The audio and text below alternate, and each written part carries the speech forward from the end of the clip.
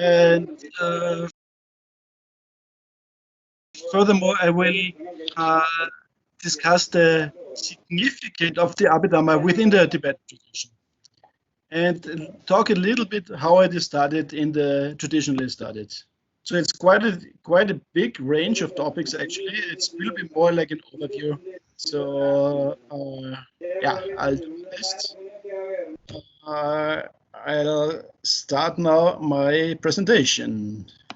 I hope it works. There's no usually there are technical problems. Okay. So I assume you can now all see my PowerPoint. Yeah. Okay, that's very good. So it's Abhidhamma, the Chöngönpa in the Tibetan tradition. So first we cover the question, what is actually the Abhidhamma, right? What is the definition of the Abhidhamma? And then in the text we have two types of Abhidhamma. The Döndampe Ngönpa, the ultimate Abhidhamma, and the scriptural Abhidhamma, the Shungi Ngönpa. So the ultimate Abhidhamma is the undefiling wisdom in the mind of an Arya, of a person who has at least reached the path of seeing. So we are not talking about that at the moment in this presentation. That I think you will get an idea about that while you are studying the Gateway to Knowledge. We will focus on the scriptural Abhidhamma, the Shungin Ngönpa. So those are the Abhidhamma texts. That is the Abhidhamma Pitaka, so the part of the Tripitaka which is reserved to the Abhidhamma, and the Shastras which has been composed to explain it. So about that we talk. Now, what is the scriptural Abhidhamma? Is there a definition in the tradition? I don't think so. I don't think there is a clear definition which would explain the characteristics of the Abhidhamma scriptures. But if you already have studied it a little bit at least, you all know that there is a lot of lists. Everything is totally technical. There are no stories. Unlike the Sutra Pitaka and the Vinaya Pitaka, there are no stories in the Abhidhamma. There's here and there's a reference to a story in the Sutra, but there's never ever is a story told in the Abhidhamma. So some people, unfortunately, I have to say, some people find it boring, which is of course just is a sign of a lack of understanding, I would say. So it should not be boring at all. It's actually extremely exciting. So we start with some historical background. We go back to the first council, the first Buddhist council. I assume most of you are very much aware of that, right? So the situation is that the Buddha just has passed into parinirvana. With him, some of the most distinguished students of him, like Shariputra, Madhkalyana, they're not there anymore. And then the Sangha is in a situation where they don't know, where they have to decide how to go on in the future. And mostly they have to decide what of the teachings that the Buddha gave should be kept, or basically all of the Buddhist teachings, of course, should be kept. But what are actually the authentic word? What is the authentic word of the Buddha? So that was the aim of the first Buddhist council. So basically it's the canonization of the Buddha's teachings. That was shortly after the parinirvana. The historicity of the event has been widely discussed in the academic world. Of course, there is no conclusion, but we should bear in mind that all the extant Vinaya traditions all agree on that event. So if it's not a historical event, but just a legend, it must be at least a very old legend. So the location was in Magadha Vulture Peak. The chairman was Mahakashyapa Sungchenpo. This was sponsored by the king Ajatasattu, and there were 500 arhats that would be decide on the canonization. 500 arhats, which also include Arhat, Ananda and Upali. So here it's reported that Ananda recited the sutras, Upali recited the Vinaya texts, and the question is, was the Abhidhamma recited or not? And here is a certain dispute among the traditions. Here, let's go to the 18 schools of early Buddhism. So we speak here, at the moment, we speak here only about early Buddhism. That is what's usually called in Tibetan Buddhism Hinayana, which is a word we try to avoid because some people find it offensive. So it's the 18 schools of early Buddhism, the Nyente de Chokye. Of those, we don't really know who all of them had a Abhidhamma tradition. We don't really know that. But two of them are still around and are still practiced, and that is the Sarvastivada tradition, which includes also Sautrantika and Theravada. So Sarvastivada as a school in itself doesn't exist anymore, of course, but it is preserved in the Tibetan tradition and in the Chinese tradition. It's very important in both traditions. Apart from that, there's also the Shariputra Abhidhamma, the so-called. It's a small text or it's a larger text actually, preserved in Chinese, which is maybe Dhammagupta Abhidhamma, but it's not, doesn't concern us here so much. So like Sarvastivada, including Sautrantika, is specifically very important for Tibetan Buddhism, and here for the Abhidhamma tradition within Tibetan Buddhism. Theravada is also extant, but it has really hardly any connection to Tibetan Buddhism. So now, what is the idea of Sarvastivada, of the historical origins of the Abhidhamma? So the Sarvastivada, the Damche Yöpa Mawa in Tibetan, those who say that everything exists, because you probably know that the reason for the name is that they accepted that phenomena exist substantially in the three times. Seems to be a very counterintuitive assumption, right? So, but they accept that, and they also accept that unconditioned phenomena, like for instance space, also exist substantially. So these people, they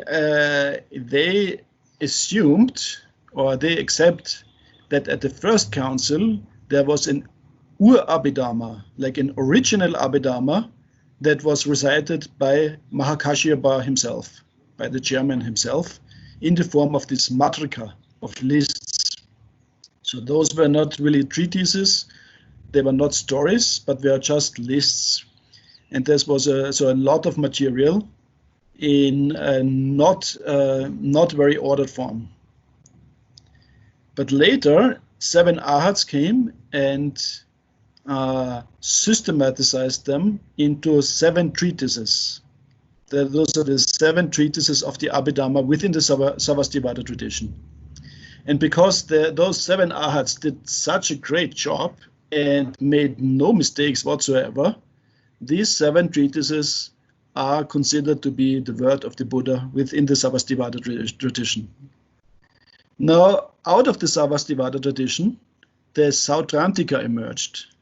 So basically, you can really see that they have the same concepts or the same very similar lists and everything, but they departed from the main assumptions that the Sarvastivadins have, that the phenomena exists substantially within the 3 times, or that the unconditioned phenomena exist substantially. They don't accept that anymore. So, and then they also say, yeah, the Abhidhamma was actually not recited at the first council, and those 7 arhats, I don't even know if they accept them as arhats. Those 7 authors, let's say, they compiled a lot of Buddhist things, but they made interpolations which are incorrect. For instance, statements like that unconditioned phenomena exist substantially are errors, and the Buddha never said that. Buddha never said that because it's wrong. And so the Sautrantika don't accept the Abhidhamma as the word of the Buddha. So those 2 traditions are also important, or became important, within the Tibetan tradition, and I'm sure most of you are very much aware of them. Sarvastivada is here in the Tibetan tradition known as the Vaibhashikas, which has a slightly different meaning, as we will say later, but it is largely taken as a synonym for Sarvastivada. Okay, then Theravada, as I said, they have very little to do with Tibetan Buddhism. You know, they are kind of in the south. Historically, they were very much disconnected, the both traditions. Ganden Sherpil, of course, went there in the 20th century and translated the Dhammapada into Tibetan, and then there have been some other Pali texts that have been translated into the Tibetan language. But Theravada has, I would say, no influence on Tibetan Buddhism, but never had any influence. They have their own ideas about the Abhidhamma. They say that the Abhidhamma was taught by the Buddha in the heaven of the 33 gods on peak of Mount Meru, to his mother, who passed away shortly after his birth and took rebirth in this kind of heaven. So the Theravadins also accept that the Abhidhamma is the word of the Buddha. They even say that the 7 treatises, they also have 7 treatises, were actually directly taught by the Buddha. Something that the Sarvastivadins would not accept in that way. So, as I said, that's not very relevant for the Tibetan tradition. If you want, by the way, if you are interested in a more academic analysis of the development of the Abhidhamma, then Frau Wallner's book is I think really good. So he is really knowledgeable and read all the relevant scriptures, which is unbelievable. And he published that in the 1950s, unfortunately in German, because nobody wants to read German. So that was translated into English. So it's a good read, I think, and it's a good information on the like academic aspect or academic perspective on the development of the Abhidhamma. So now we have the 7 treatises of the Sarvastivada. So those, they are just listed here. They are also listed in the Abhidhamma Kosha. I had to memorize them when I started at the Monks Chedra. I got not full points for the questions when I did the exam, because I did not memorize the authors. I kind of was too lazy for that, and that was also required. Anyway, so it starts from the Jnana Prasthana, which is the Yeshila Chukpa, and goes down to the Dhatukaya, which is the Kamkitsok. Those are the 7 books of the Abhidhamma in the Sarvastivada tradition. They are mostly extant in Chinese translations, and only one of them has been translated into Tibetan. The Dakpedenche here, the Prajnapti Shastra, was translated into Tibetan, and it has not been fully translated, interestingly, into Chinese. So we have all those 7 books extant, mostly in Chinese translation and a little bit in Tibetan translation. together they are complete, so to speak, either in Tibetan or in Chinese, mostly in Chinese.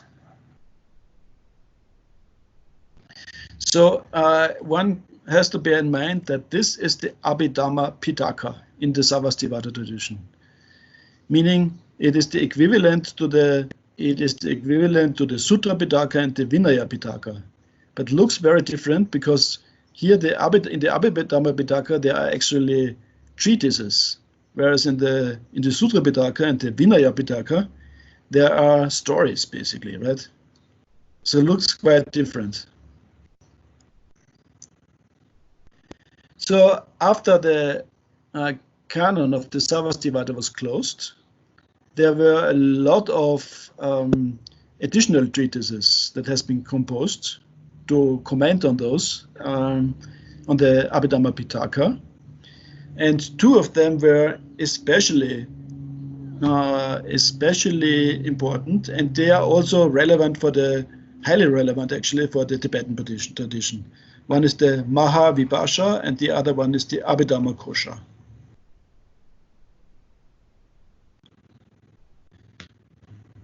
So let's have just a few words about the Mahavibhasha. So that is a huge Abhidhamma encyclopedia. So it was composed in Kashmir. The picture here is supposedly Kashmir. Unfortunately, I've never been to Kashmir, but it looks very nice. So that was composed by the Kashmiri Sarvastivadins. It took them probably centuries to write the whole thing, and it's really huge. In the Chinese translation, it has 200 fascicles, so it's large. It's probably or certainly the largest Buddhist text that we have. That is maybe the largest Buddhist text that ever have been written, and it might be also the largest philosophical text ever written on the world by any human being. The followers of this text became known as the Vaibhashikas. That is the Chetagmawa, right? So the Vaibhashikas are like Sarvastivadins that follow the Mahavibhasha. So that became then largely a synonym for the Sarvastivadins, the Vaibhashika. Certainly, it's probably not completely a synonym, certainly not, but in the Tibetan tradition, it's taken largely as a synonym. So one usually doesn't hear anything about Sarvastivadins. One usually talks about the Vaibhashika, the Chetagmawa, right? Okay, the other important text is the Abhidhamma Kosha. So the Abhidhamma Kosha was written like 200 years afterwards, after the Mahavibhasha. I think probably most of you are very aware of the story. The story is very famous, both in the Tibetan tradition and in the Chinese tradition. You know, Vasubandhu, the author, went to Kashmir, studied there with the greatest Abhidhamma master of his time, Sanghabhadra, and later, afterwards, he composed the Abhidhamma Kosha Karika. That means the verses of the Abhidhamma Kosha. And his teacher, Sanghabhadra, was very happy with that, but he was a little bit suspicious because Vasubandhu put in this kind of wording that kind of suggests that he is not, or he was not totally happy with that he did not totally agree with this, with the Vaibhashika point of view. So, and later then Vasubandhu also composed an auto-commentary on it, where he largely rejects the Vaibhashika tradition or ideas, or not largely, kind of some of them, and endorses the Sautrantika ideas. So that would kind of mostly mean that he did not accept that the that the phenomena exist in the three times, or that the unconditioned phenomena exist substantially. So this is an important distinction to the Sarvastivadins. So anyway, the text became extremely influential in Tibet and in China, Japan, in Korea, and so on. So a very important text. That maybe also, you know, some of you will know Etienne Lamotte, like a famous Belgian Buddhologist from the 20th century. So he said, we understand Buddhism to the degree that we understand the kosher. So basically, and I think that's actually very true. If one studies the Abhidhamma kosher, one gets a very, very good basic idea of Buddhism, and a very kind of technically correct idea of Buddhism. So it's a really it's a reason that the text became so popular in Asia. Now, so I have talked now about early Buddhism. Of course, Mahayana then, they also have their Abhidhamma, but I have to say it's much less clearly defined. What in the Mahayana tradition would be the Abhidhamma, what the Mahayana Abhidhamma would be, is not so clear as it is in early Buddhism.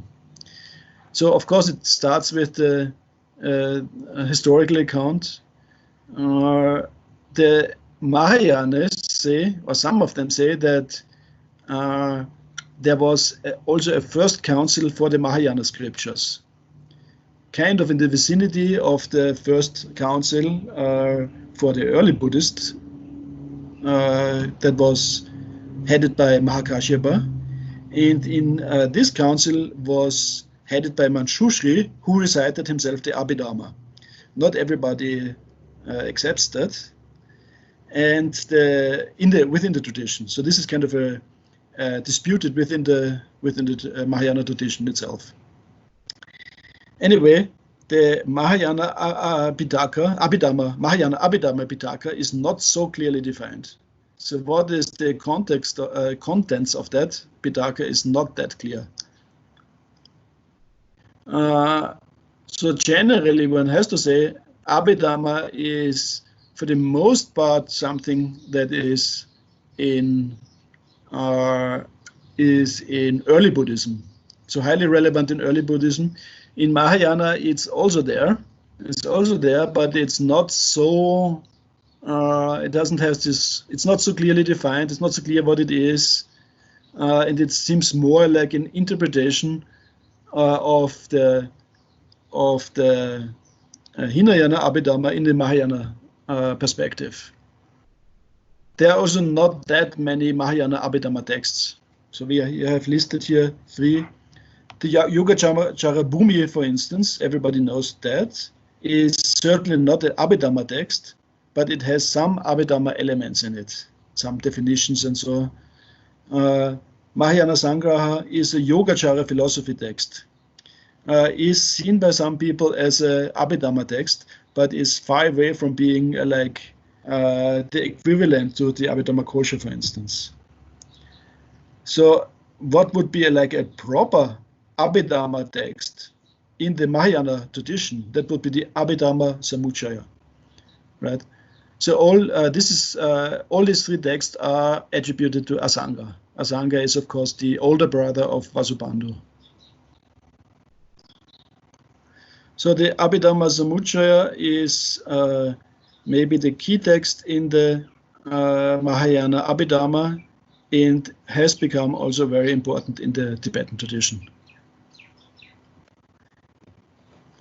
Okay, so that was India so far. Now we take a step into we step onto the Himalayas and have a look at the Abhidhamma in Tibet. So when we look at the Abhidhamma text in Tibet, one striking thing is that there are not that many translated. Compared to the Chinese texts, or compared to what the Chinese Buddhists translated into Chinese language, there are actually only very few. Of course, it may have different. There may be different reasons for that. One reason is certainly that in Tibetan Buddhism, the priorities are slightly different, right? In Tibet, everything is focused on Tantra. So Tantra is extremely important. And for instance, in the Kagyu and Nyingma tradition, most of the texts that have been produced are actually tantric texts. It's only like in the 19th century, for instance, that in the Nyingma tradition with Mipam Rinpoche, a lot of Sutrayana texts were also written. But it's generally Tibetan Buddhism is intrinsically in love with Tantra. And from the more philosophical side, it is Madhyamaka, which is seen as the highest philosophical school, right? Madhyamaka, of course, refutes Abhidhamma categories. So generally, the Abhidhamma is in Tibetan Buddhism has less room in Tibetan Buddhism as it had in Chinese Buddhism, or as it has in Chinese Buddhism. Certainly less space as it had in some Indian traditions, right? Some like the Vaibhashikas, for instance, for them the Abhidhamma was everything, nearly everything. In Tibetan Buddhism, it's an important element, but it's not far away from being everything. So let's have a look what has been translated into Tibetan. So the Prajñapti Shastra, one of the Dakpedenche, one of the 7 canonical texts, so one of the treatises that make up the Abhidhamma Pitaka in the Sarvastivada tradition, that has been translated into Tibetan. But only 1 out of 7.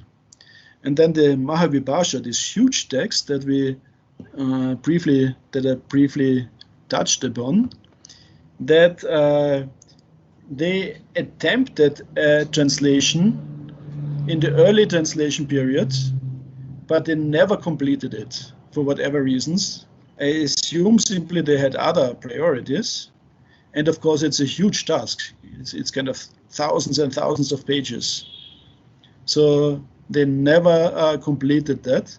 It was, however, there is a complete translation nowadays into Tibetan done by a Chinese monk, the Master Fasun. I have no idea how I badly mispronounce him. So that is there in the Tibetan tradition. Of course, it's not very influential. Everybody knows that this Chinese monk has translated it into Tibetan, but I think there's hardly anybody who has actually read that piece. These thousands and thousands of pages. I just mention him here because he is he's kind of inspiring person. He went in the age of 20. He went to Tibet under very difficult circumstances, studied Tibetan, and translated this huge text. I mean, it's kind of unbelievable that a single person can translate that into the Tibetan, which was not even his mother tongue. And he also translated various Tibetan texts, like Tsongkhapa's texts, into Chinese to make them available for Chinese people. That's kind of a very amazing person. Anyway, those 2 texts are not really, the Prajñapti Shastra and the Mahavibhasha are there in the Tibetan tradition. People know them, but I don't think anybody reads them, hardly anybody. But what is read is the Abhidhamma Kosha and the Abhidhamma Samuccaya. So those texts have been translated in together with the commentaries from the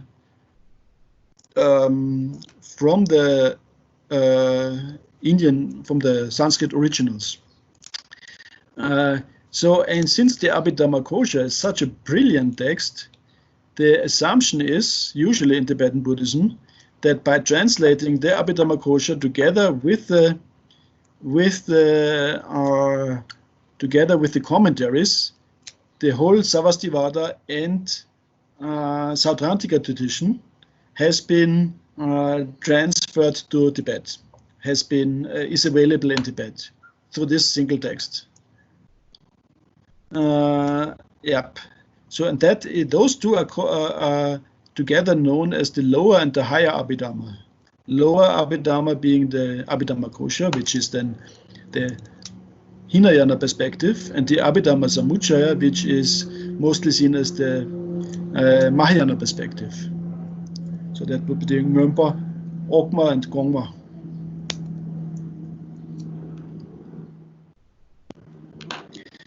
Okay, so the Abhidhamma Kosha was translated by Chinamitra and Kavapaltsek. Those kind of do that.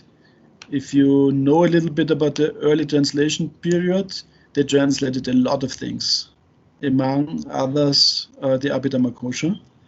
There is also another later translation by Smriti Jnanakirti, which is also relatively famous, but I think it's not available anymore. And then, of course, there are Tibetan commentaries. The most important commentary is relatively early in the 13th century by Chim Chamyang, like a Kadampa master from Nartang Monastery. That is known in Tibetan Buddhism across all the traditions as the Chimtse. I have it here, the Chimtse. It is the Chim Kosha. It is not only known, it is also studied in all traditions, and it definitely is a backup text that everybody has, and everybody is aware of that. So it's actually one of the most prominent texts in Tibetan Buddhism altogether. Interestingly, it's not that known. It's not that much known in the West. Of course, one reason is there's very little controversy about it. So everybody kind of accepts that. The good thing about the Chimtse is that it includes all the commentaries that are available, all the Indian commentaries as well.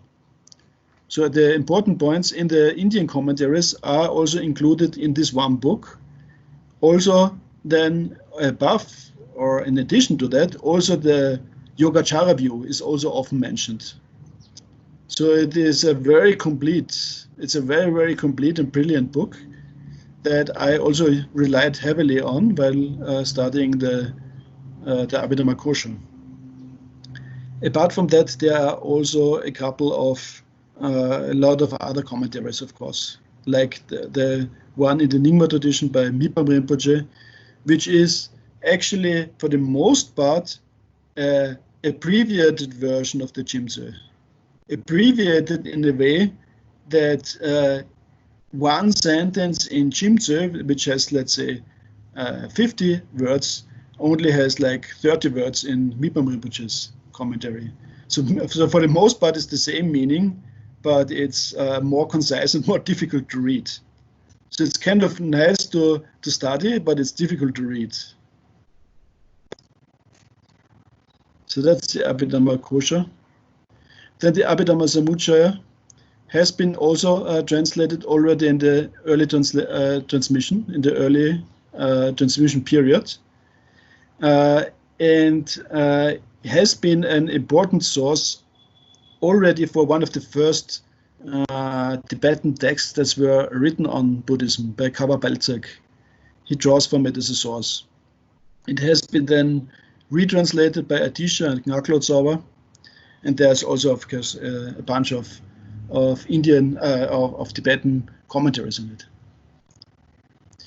Now let's have a look how that what the Abhidhamma in Tibetan Shedra, the role of the Abhidhamma in the Tibetan Shedra, and here specifically our Shedra here at Kaneng Shedubling.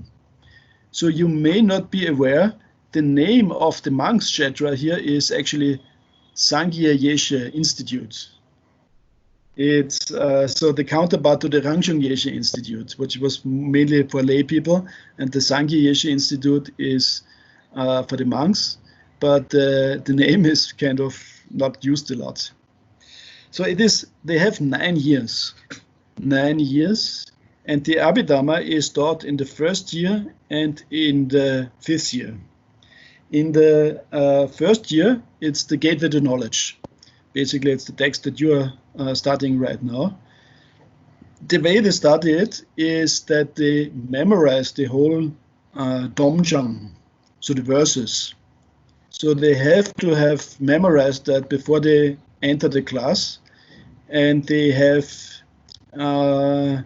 which is infinitely helpful, of course. I'm very sad that I never had the energy or the good karma to memorize these verses, because if you have memorized these verses, basically you have, you know, all the lists that are relevant in Tibetan Buddhism, or the main lists in Sutrayana at least, you know them by heart. So it's extremely helpful. Then in the 5th year, there is the Abhidhamma Kosha, which is the main text in the Abhidhamma in the 5th year. It's considered a very difficult year. Then if we compare that here to the 13 great texts that Khenpo Shenga defined, the 13 great Indian texts, the Abhidhamma is here also with the Abhidhamma Samucha and Abhidhamma Kosha. The Abhidhamma Samucha, unfortunately, in our here at our Manshadra is not taught, because of course it's a bit crowded anyway, the schedule, and probably did not find a place to squeeze it in. But it is included in the gateway to knowledge. So the gateway to knowledge, the Abhidhamma part of the gateway to knowledge is drawn like nearly exclusively from the Abhidhamma Kosha and the Abhidhamma Samuchaya, right? So by studying the gateway to knowledge well, one also gets the ideas of the Abhidhamma Samuchaya. So that was here you see on top, that was a Shedra class. That was not the Abhidhamma class, I have to admit. They are studying Madhyamika here.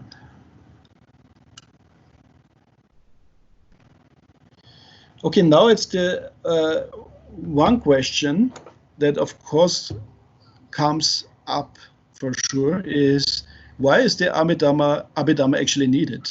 Why do we need the Abhidhamma? It's complicated.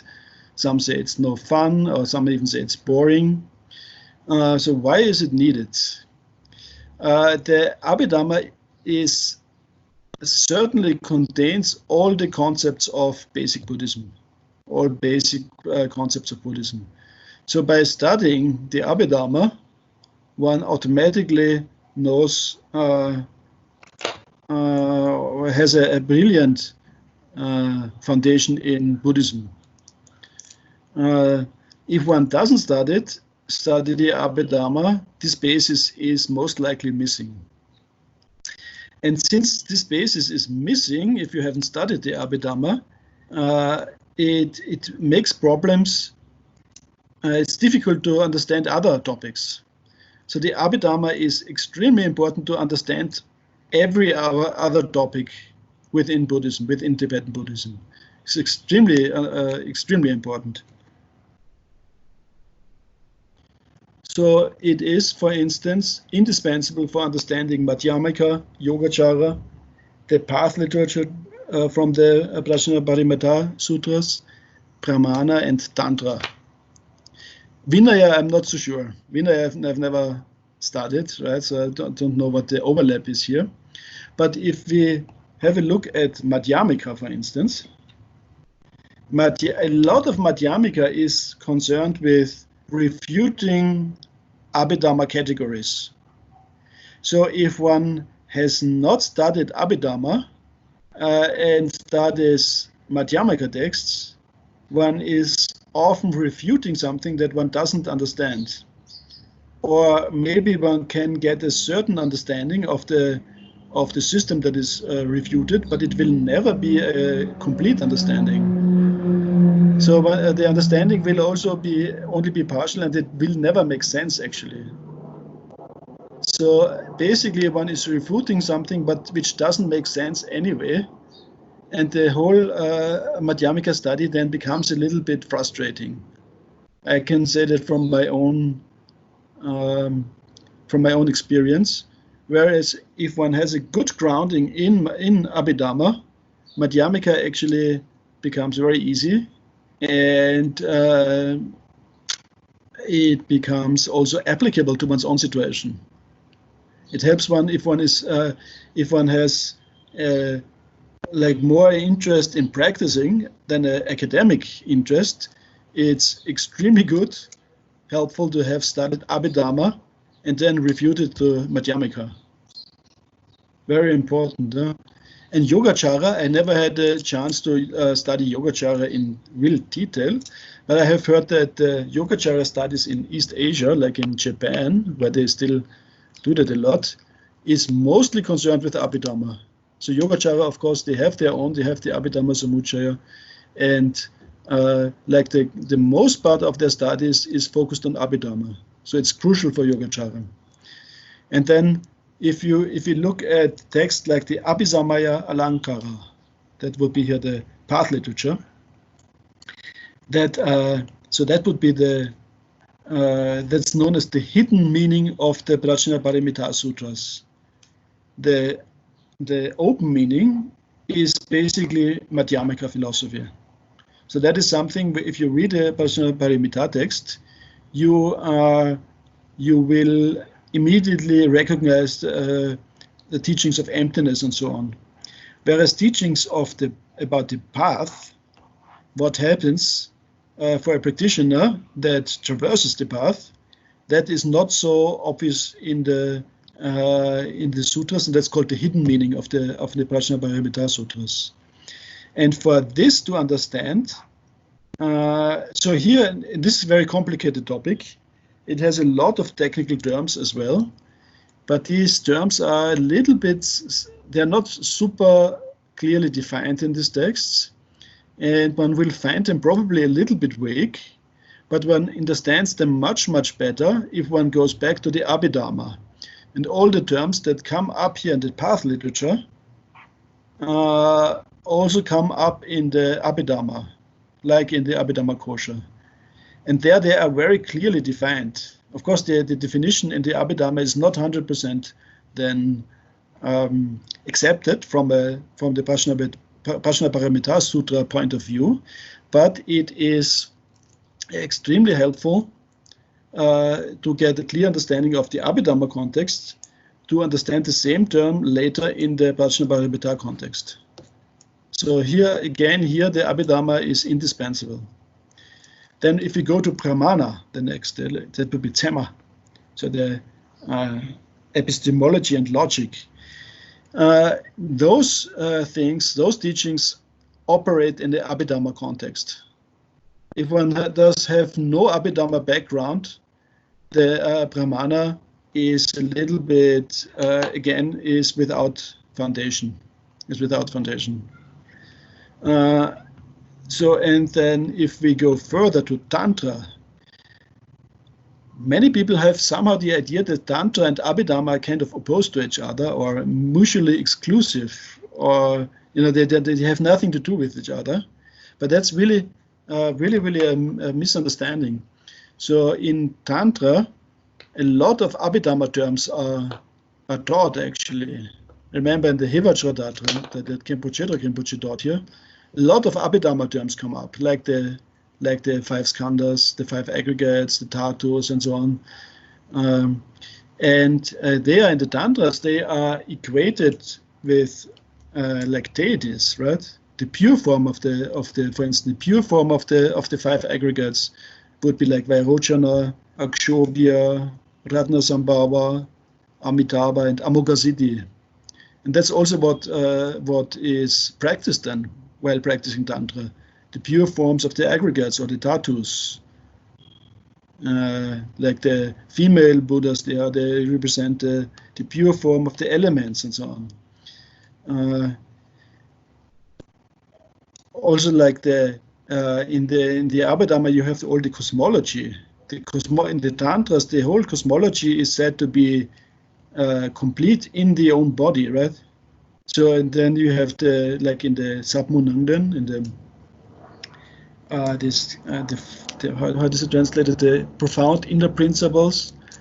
They are there are long discussions how the Mount Meru, the different continents and so on, the different realms are complete within the human body. So one has to have studied, one need to have studied the cosmology as well to understand your Tantra in this respect as well.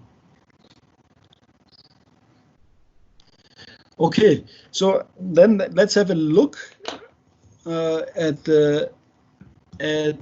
traditional instruments for studying the Abhidhamma. One instrument is, of course, memorization. Memorizing lists is, of course, something which is difficult if one is not trained in it specifically, but that is a key element in studying the Abhidhamma, memorization. Another instrument is classification, called rapye in Tibetan. That you will find in the gateway to knowledge as well. So basically what is done here is that you have one set of categories that is matched with a lot of other categories. For instance, you have I don't know, maybe you already got that far, the classification of the elements, the Kamgi Rapye. So that here in that case, the question is asked, okay, you have 18 elements. How many of them are, for instance, unconditioned? How many are conditioned? How many have a focus? How many have not a focus? How many are present in the Kamadhatu? How many are present in the desire realm? How many are present in the form realm? How many are present in the formless realm? How many are defiling? How many are undefiling, and so on? So that's very complicated. It's a brilliant tool to think about it. You know, if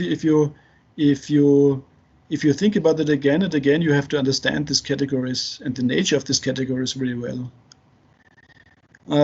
Another very common instrument is the four permutations, the mushi. For instance, here one has two categories that are matched with each other. For instance, you have form and defiling, suk and sakche. Then you ask, okay, is there something that has a form and that is defiling at the same way? In that case, it would be yes. Okay, yeah. For instance, visual form. Then have you something that is not a form, it is not defiling? Yeah, for instance, space or all the unconditioned phenomena.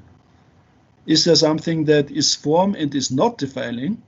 Then in the Abhidhamma, certainly in the lower Abhidhamma, you wouldn't find anything. So then there would be a no. And is there something that has that is form and is not a form and is defiling? Yes, for instance, the disturbing emotions, right?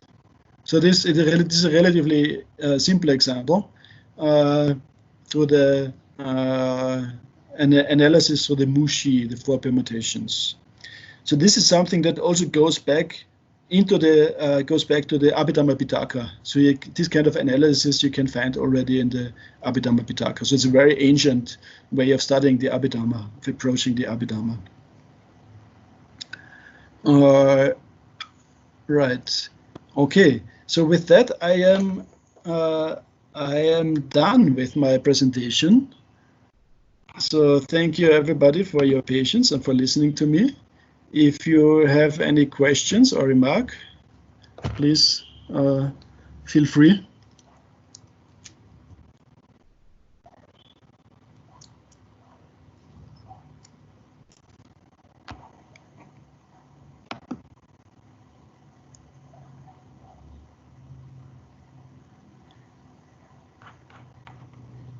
I have a question. Yes. I'm hearing an echo. Are you? It doesn't matter. The story about the Buddha teaching the Abhidharma to his mother.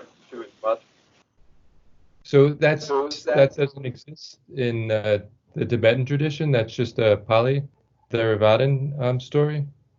Yeah, that is something that is specific to the Theravada. Yeah. So that is not present within the Savastivada and Sautrantika tradition. It's not. So like the Tibetans wouldn't have been even aware of that story at all. Like that I really don't know, but I think probably not. I think probably not because I asked Khenpo Chödrek Rinpoche once about that, and he wasn't aware of that. So I think that is something that is largely unknown in Tibetan, or traditionally not known. I think also, the Tibetans don't know much about Theravada Buddhism, and the Theravadins don't know anything about Tibetan Buddhism. So I think it's really unknown, except unless you have somebody now, like a modern day proponent of Tibetan Buddhism, who has kind of studied Theravada as well. Yeah. So the Tibetan view is pretty much is that the Abhidharma was compiled by scholars like later on. Is that pretty much how they think of it? Yeah, I mean so I've never heard kind of really somebody taking a position here, but they say there are two positions, right? The Savastivada and the Sautrantika position. Both say that the Abhidharma books were compiled later on by Arhats or scholars, monk scholars, with the difference that Savastivadins say they are without any faults, correct, and the Sautrantika says they have small faults in it. Okay. Thank you.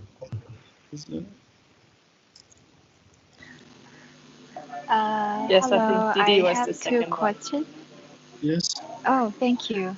Thank you. So I have two questions. The first one is, since you were talking about this mushi, I'm wondering for the imperceptible form, for example, like the vow, isn't it form but not being defiling? This is my first question. Yeah, it's a very good question. When I wrote it down, I had the same doubt. So this is it's not the Rikche Mahimpe Suk is clearly defiling as well, except maybe there's an undefiling version of it. There's the Sakmeki Dompa. So that would actually, I would also say that would be count then as a undefiling form. So I'm not sure about that. Maybe that's just called form, just gets the title form, but is not actually. Maybe so. I'm not sure about that. The normal no problem. Yeah. So anyway, I'm just a beginner, so I can keep steady and see maybe. Yeah. No, but the Rikche Mahimpe Dompa in the form of the Pratimoksha vows, they are clearly defiling. There's no question about that. So most of them are clearly defiling. Why they're defiling? Like they're defiling in what kind of sense? Defiling is defined as something based on which you can get an increase in disturbing emotion. Oh, right? That's the meaning of defiling. So you can have that. You can have that even on basis of the Pratimoksha vows. Oh, okay. I didn't, because my internet condition, I didn't really hear you clearly. So did you mean that defiling refers to something that can increase any type of emotions? Is that what you were suggesting? Of disturbing emotions, yeah. It can something that either through being focused upon or to be in the retinue of something has the potential to increase the disturbing emotion is called defiling. That's the definition. But how can a vow, like if someone really follows the vow, how can that vow increase? That's very easy. Yeah, that's very easy. You can get proud. You know, you're like a big shoonie, and then you I'm better than the others. I mean, that happens easily. It shouldn't, but it's possible. Okay. It has the potential. Doesn't mean it has to, but it has the potential, right? Oh, I see. Yeah, thank you. And maybe I can ask my second question. Maybe you have already covered that, but I'm still not very clear. I'm wondering, what's the philosophical differences between, let's say, lower Abhidharma, higher Abhidharma, or like this different Abhidharma traditions that you just mentioned to us? So basically, in the lower Abhidharma, you have included the Savastivada or Vaibhashika tradition and the Sautrantika tradition, because they are discussed, comprehensively discussed in the Abhidharma Kosha, right? So, and then you have these differences between Vaibhashikas and Sautrantikas, which I already mentioned, that the Sautrantikas do not accept certain phenomena as being substantially existent, whereas the Vaibhashikas do that. And then in the higher Abhidharma, you have all the Mahayana philosophy included, and it looks at the categories of the lower Abhidharma from a Mahayana perspective, or reinterprets Abhidharma categories from a Mahayana perspective.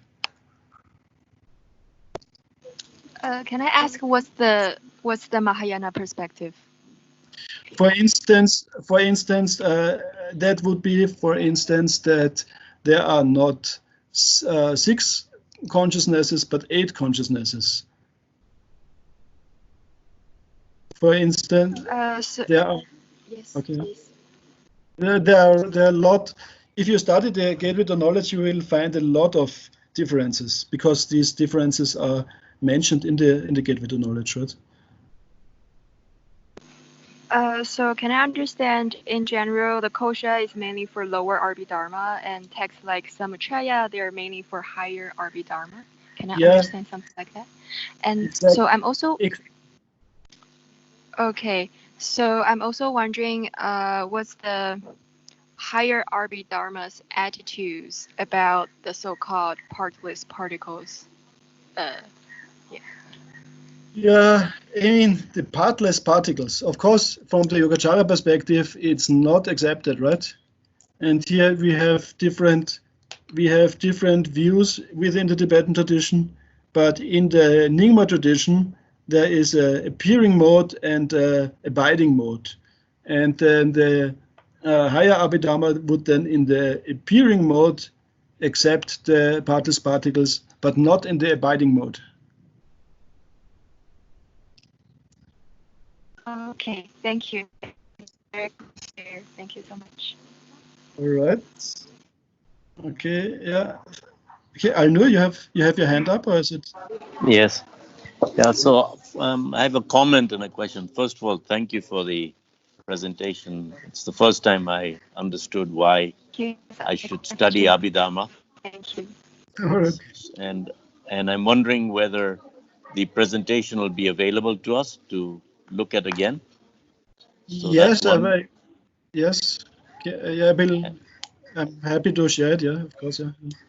And the second thing is, I'm wondering if there is. If you share it with me, then I will post it for everyone. All right. And the thing is that there are so many lists in Abhidharma, and it's almost mind blowing to try and. Yeah. Is there a summary sheet somewhere of all the Keshas and all these different things, and a spreadsheet or something like that makes it easier to identify them, that you've seen or come across, that might help somebody who's much more mathematical than verbal to relate to them? Yeah, I mean, there is somebody has written something like that on the Abhidharma Kosha. So that is available on the internet. I think maybe Inka has that anyway. If Inka doesn't have that, I will give it to Inka, and Inka can share it. It's quite Can you repeat, comprehensive. please? Yeah. What did you So say? there is in the internet somebody called Karine, whoever that is, I don't know, made a very good summary of the complete Abhidharma Kosha, right, of all the major lists, so that you can look at that. But it's not easy. Right? It's also not easy. It's 100 pages or something. So it's not a. It's not a.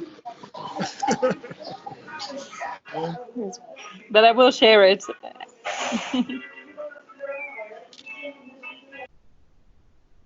And then there is also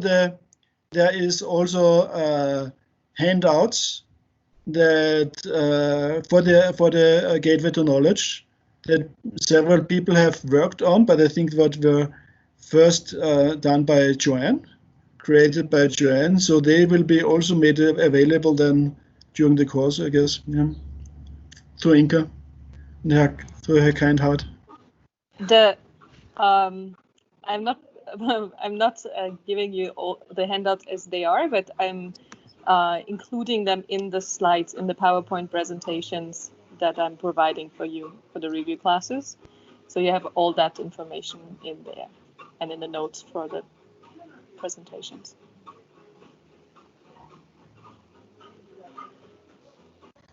Gertler, I was just wondering about these questions that you mentioned that went a little bit fast. Can you redo a little bit on that? Like how many elements are present in the condition defining and present in the design? Wait. Also, that was not a comprehensive enumeration, but if you look at the Abhidharma, at the gateway to knowledge, that will come. Okay. There will come a detailed discussion of it. Okay. I think there are like 22, a list of 22, I think, if I remember correctly. Okay. Thank you.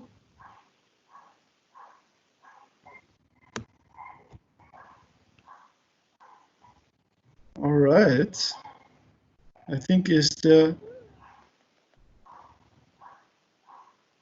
there are no further questions. Yes, Rats, yeah.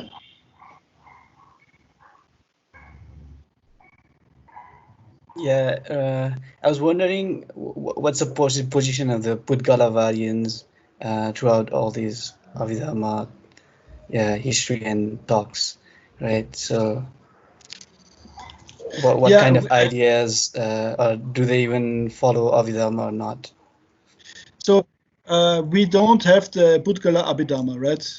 Mm-hmm. That is, we don't even know if there was a Vatsiputra, let's call them Vatsiputra, because Pudgala Vadin is more from their enemies, so to speak. Their opponents called them Pudgala Vadins. Right? The Vatsiputra, probably they had their own Abhidharma, right? But it is not extant because the tradition itself doesn't exist anymore. And it also was not taken up by the Tibetans or by the Chinese. So we don't know what kind of a perspective they had on the historical development of the Abhidharma. And we know only kind of for the most part about the Vatsiputra, we know from their opponents. We know from, for instance, from the Abhidharma Kosha, from the Katavatu, or from the Madhyamaka Avatara there. So in those texts where they are refuted, we have an idea what they actually said. But kind of we don't really, they themselves can't speak. They don't speak for themselves, and they have no texts that speak for them, so to speak. And with regarding to the term uncompounded phenomena, is it equivalent to the what do you call, like the imperceptible form, or is imperceptible form just a small like a subset of uncompounded phenomena? So the imperceptible form, or the non-imperceptible form, is, I think it's unfortunately a very common translation, but it's not actually the a very accurate translation, right? Non-informative form would be probably better, but this form is conditioned phenomena. It's not unconditioned. It's a conditioned phenomena. Unconditioned. And uncompounded phenomena, can you name like example, like space or what? Space, then the cessation with analysis and the cessation without analysis. These are the three unconditioned phenomena that are accepted from the Savastivadins as substantially existent. And do they provide any reason or reasoning behind how or why they are substantially existent? Yeah, they have. They kind of actually provide a certain function. But space, kind of not so sure, but the cessation of with analysis and without analysis, they provide a certain function. See, because the attainment of them prevents the occurrence of disturbing emotions. So from that perspective, they are said to be substantially existent from the Savastivadin perspective. Okay. Yeah. Thank you. That answers my questions. Okay.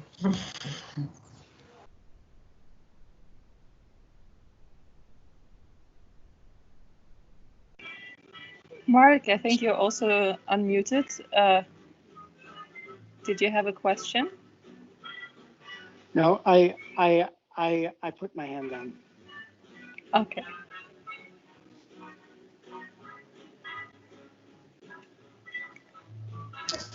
All right. So maybe I'll add one more small question. Is it okay? Yes.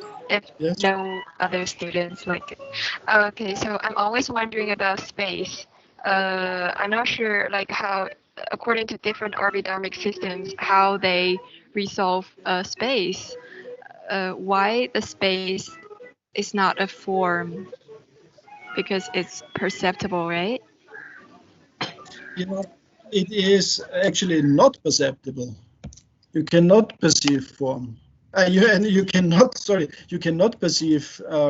You cannot perceive space. You can infer it, but you cannot perceive it.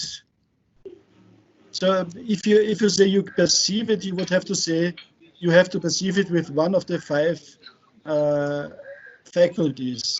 If you speak from a direct perspective, from a direct perception, then either you would be able to see it, to hear it, to smell it, to taste it, or to feel it. Right? But if, for example, if we couldn't really perceive space with our eyes, and then when we walk on the mountain, we're gonna directly jump in the cliff if we cannot perceive the space around the mountain. Yeah, here what you would okay, this is also an important point. What you perceive here would be called the absence of the non-presence of the form, but not the space itself. But isn't the definition for space the absence of the solid entities? I mean, what's the definition for space according to Abhidharmas? Space is the unconditioned phenomena which provides, which is without hindrance. Unconditioned phenomena that is without hindrance.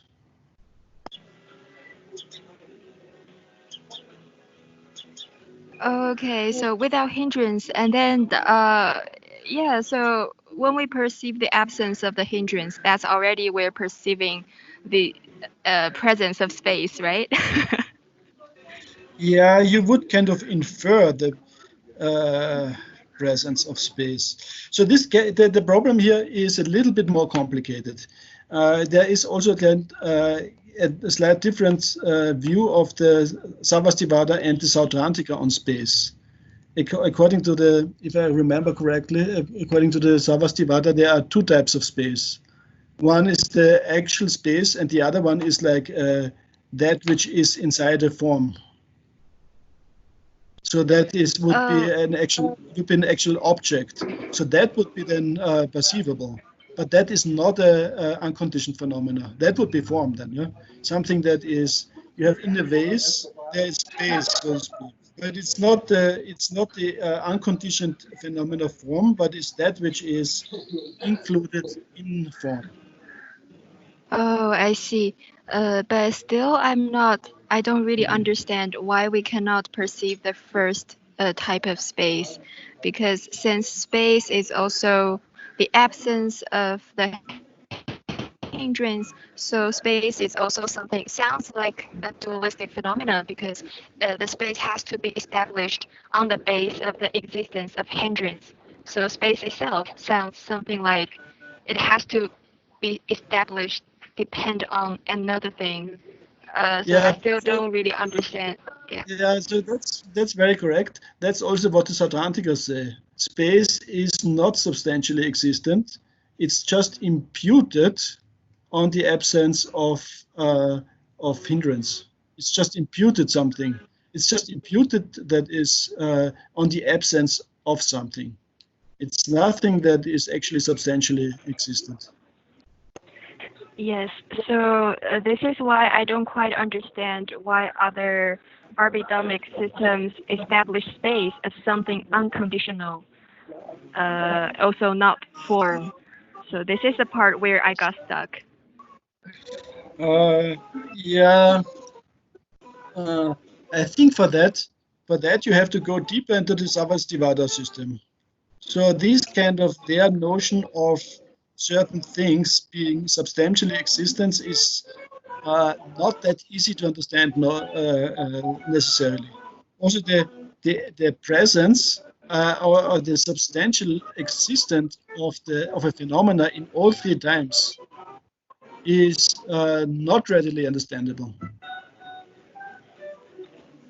So yes, so that's why I'm also wondering, maybe when in some of the arbidomic system, when they talk about the space that is an unconditional phenomena, maybe that space is not really what's in my mind. For example, it's not really the space like in the sky or the space around us.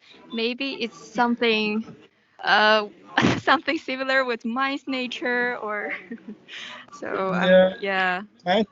Mind nature, I don't think so. It's like it's an unconditioned substance according to this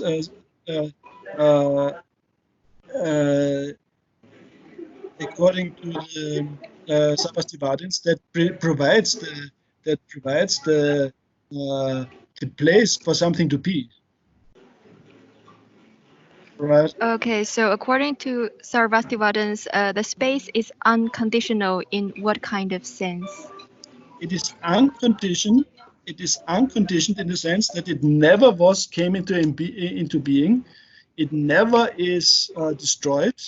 Never will be destroyed. It's eternal. It's unconditioned. It's eternal. Okay, so I'm also wondering, according to the higher Abhidharma, how they talk about space. Could you hear me clearly? Yeah, according to the higher Abhidharma, it's an imputation. Imputation. Oh, imputation. That sounds great. Imputation. It's an imputation. It's imputed on the absence of something. Okay, so according to the higher Abhidharma, is it more like is space still unconditional or not? It's unconditioned, but something that doesn't really exist. It's not really. There's not a substance there that is unconditioned, but one imputes an unconditioned substance. Right? It's a big difference. This part I don't quite understand, but I don't know if there are other students like to ask a question or not. Maybe I should stop here. Sorry, Yes. I thought no Raj, one's asked. Raj has his hand raised, and Okay. I think we could move on to his question. Yes, thank you. Sorry. Yeah, yeah, maybe this is not like really, I mean, it's more of a philosophical understanding about this five aggregates, and we talk about the wrong view of five aggregates having a controller or an agent or an owner, right? And but we also know that the five aggregates do not class, right? I mean, uh, there's like a system the five aggregates follow for something to perceive, and I don't know how is that explainable. Uh, yeah, so yeah, Raj, it seems like do you, there is a ruler or something that is actually like planning all the five aggregates, or yeah, to move in a certain way for Okay. something to perceive. Yeah. I mean, the main point of the five aggregates is actually, Mhm. yeah, there is no self involved in the five aggregates, right? Yeah, When you yeah, yeah. look for a self within the five aggregates, meaning a self that is unchanging and goes from moment to moment and is kind of the carrier of our identity, something at which we kind of have an instinctive clinging to, that you won't find. And that self kind of can be seen as or conceptualized as the agent or the controller or something. But if you yeah. if you I look at was the five, they're yeah. always changing. They are just a collection of five different groups of phenomena that are in constant flux, and they are always changing. But there's no permanent persisting self. Yeah. For me, that's not quite. Yeah, doesn't make sense in the sense that because suppose if we were to perceive a form, then there's this certain rule that needs to be followed. The sense faculty, like comes in contact with the sense object, and the sense consciousness arises, and then perception and sensation, everything happens, right? So I mean, it kind of sounds like an absurd question, but who or how does the aggregates or consciousness of faculties know, like, okay, yeah, this needs to be come right after that, and that needs to be come right after that? Yeah, nobody knows that. It's just the way. It's just the way it is, right? It's like the. I mean, you can say, how does the car, the engine of the car, know that it's, I don't know, that the gas has to come out of the behind, how does it know that this kind of wheels are turning, have to turn or so? The engine doesn't know anything. I think like because of the past habitual tendencies, because they are conditioned in a certain way, that the sense consciousness is always, the eye consciousness is always, yeah, looking for its object and things like that. Like that's my own intuition, but is there any explanation other than that? Like, yeah. Yeah. Uh, there's always a lot of conditions and of causes and conditions that come together, right? It is, of course, the outer objects. It is also the habitual tendencies. Yes, for something like a computer or something that is something very technical. I mean, if there's no like proper rule, then there's always like a glitch kind of thing, right? But in our human, yeah, working, I don't see there's like glitch in, yeah, perceiving things. I mean, things operate in a certain way perfectly, yeah, until you are like crazy or something. I don't know how Buddhists would explain craziness. Yeah, but yeah. Craziness, craziness, I don't think, I mean, we are all a little bit crazy, right? Because we cling to ourselves when it doesn't exist. Okay, yeah. I think I could not provide a very good answer for your question. I also didn't understand it 100%, but I think it's typically something one has to think about again and again, and it becomes clearer. But the main point is to keep in mind that there is no personal self involved in the 5 aggregates. Yeah. That's the thing, right? The Abhidharma classifies the self into saying that there's no one thing. There's like 5 different things, and there's like, but the 5 different things work together, right? Right. I don't know whether, like how is that happening? But yeah, you say it's natural that the 5 aggregates, knows how to work among themselves. Yeah, kind of. Why, how that comes together, and why is it like that? I really have no idea, and I also don't think you can find the answers in the text. But it is, for instance, simply a given that if the faculty and the object come together, then you have the arising of the respective consciousness, right? If the eye faculty and the visual object come together, you have the arising of the eye consciousness. Why that is so? Why you don't have the arising of the ear faculties when the eye faculty of the ear consciousness when the eye faculty and the visual form come together? That I personally don't know. I guess that's just the way samsara works. Okay, thank you. I don't know. There's nobody who actually constructed, who planned samsara. Okay.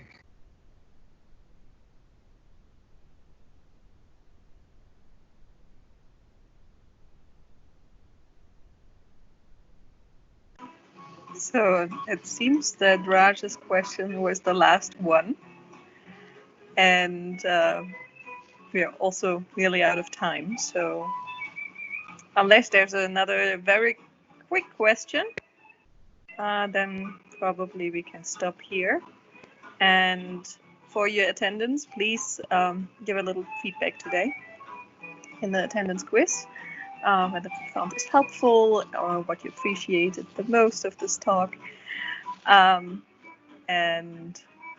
yeah, so please provide a little feedback. Also, whether you want to have more of these kinds of lectures. And yeah, so I would like to say thank you very, very much, Geert. I think everyone must have found it helpful and a good overview and a good opportunity and very helpful for our studies. So thank you very much. Thank you for your time. Thank you, everybody, for your patience. Thank you.